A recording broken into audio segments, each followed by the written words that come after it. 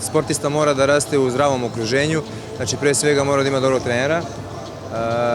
koji je pedagog, koji je psiholog, koji zna šta radi, koji će da razume to dete koje odgaja, a to dete od prvih dana mora da se igre, da se raduje onome što radi. Znači, ukoliko to postaje preveliko opterećenje i kada nestane radost iz sporta, nestaće rezultati. Roditelj, trener, prednosti i nedostaci? Pa iskreno, ja ne vidim mislim, ima i prednosti i nedostataka, ali de facto Angelina je, ako na nju aludirate, ona je divno dete, bilo je problema, naravno, pubertet kao i sve ostale životne faze nose neka nova iskušenja.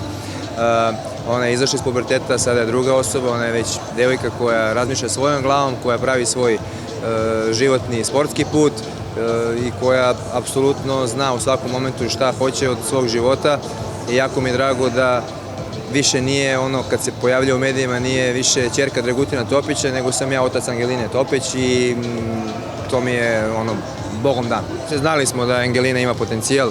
s obzirom i na genetiku i na njeno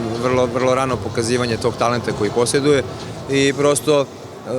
se desilo nešto ranije nego što smo iskreno planirali.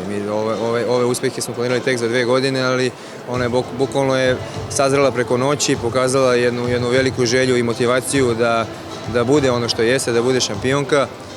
Mi smo tu da je pomognemo. Sigurno je prekretnica karijere bila upravo zimus to svetsko prvenstvo u dvorani gde je dobila wild kartu da učestvuje i gde je osetila da prosto može da se nosi sa starijim od sebe i to je bilo dodatan motiv i dodatan vetar u leđa da istraje cele sezone i da osvoji 3 velike medalje na sva 3 velika takmičenja, što mislim da je presedan u istoriji našeg sporta. Pre svega moj plan je da ona završi školu i fakultet,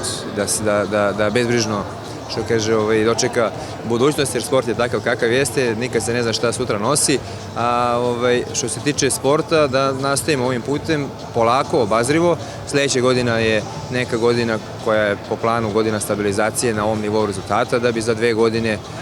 probali da napadnemo i visine preko 2 metra. Mislim da je ona, ono što sam mislio prošle godine da nije potencijal, za to sad mislim da jeste, u stvari siguran sam da jeste, tako da, eto, ja sam uvek umereni optimista, volim svoj posao i volim da budem obazriv, ne volim da žurim, da trčim ispred rude i jednostavno vidjet ćemo šta će, vreme će pokazati da li sam ja u pravu ili nisam.